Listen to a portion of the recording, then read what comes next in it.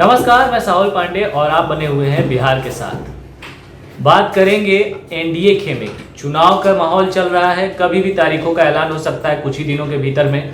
लेकिन उससे पहले पॉलिटिकल पार्टियों के अंदर यानी उनके गठबंधन के अंदर सब कुछ ठीक नहीं चल रहा है और अपने ही बीच में एक रस्साकसी है कि हम बड़े तो हम बड़े, आप छोटे तो हम बड़े। इस तरीके का एक रस्साकसी चल रही है। आप एनडीए गठबंधन को ही ले लीजिए, इसमें क्या हो रहा है कि एक तरफ एलजेपी नाराज चल रही है तो दूसरी तरफ जदयू और बीजेपी में लग रहा है कि सब कुछ सही है।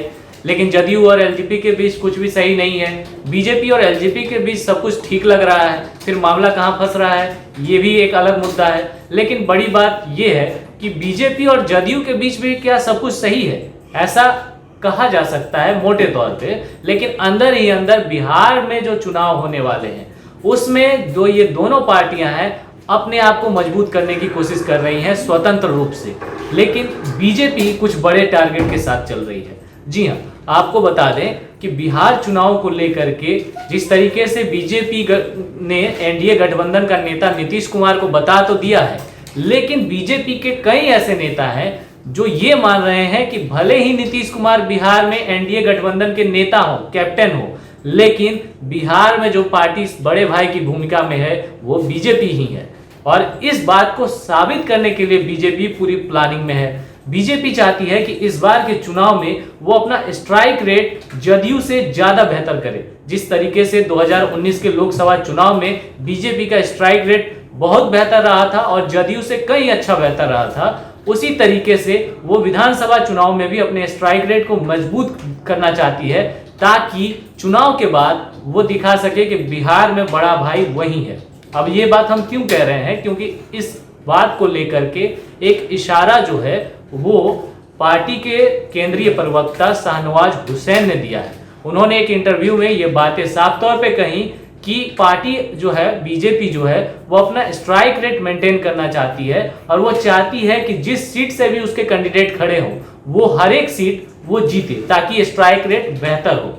लेकिन साथ में वो ये भी कहते हैं कि वो कतई नहीं चाहते कि उनके जो सहयोगी दल है वो भी किसी सीट पर हारे, यानी मेंटेन करना चाहते हैं लेकिन अपने ऊपर ज्यादा जोर है। अब बात चिराग पासवान की कर लेते हैं। चिराग पासवान को लेकर के शाहनवाज हुसैन ने भी एक बड़ी बात कही। उन्होंने कहा कि जब नीतीश कुमार को पीएम मोदी ने और पूरे एनडीए ने, बीजेपी ने भी जो है नेता मान लिया है बिहार में, तो ऐसे में सबको नेता, एलजेपी को भी जो है नेता उन्हें मान लेना चाहिए और गठबंधन धर्म का पालन करना चाहिए। उन्होंने ये कहा कि बीजेपी गठबंधन धर्म का सबसे बढ़िया से पालन करने वाली पार्टी है।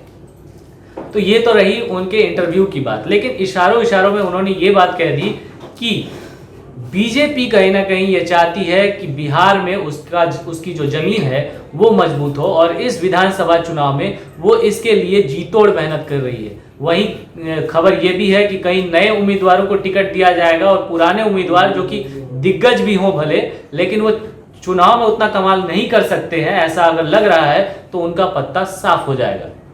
यानी बीजेपी पूरी तैयारी में है कि आने वाले वक्त में वो अपने आप को इस काबिल बना सके कि अगर बिहार में फिर कभी चुनाव हो तो उसे गठबंधन की जरूरत ना पड़े और वो अकेली बिहार में सरकार बनाने के काबिल हो सके। खैर ये हो पाएगा या नहीं ये तो वक्त बताएगा, चुनाव के बाद पता चलेगा। फिलहाल इस रिपोर्ट में इतना ही। आप बने रहें बिहार के साथ। नमस्कार।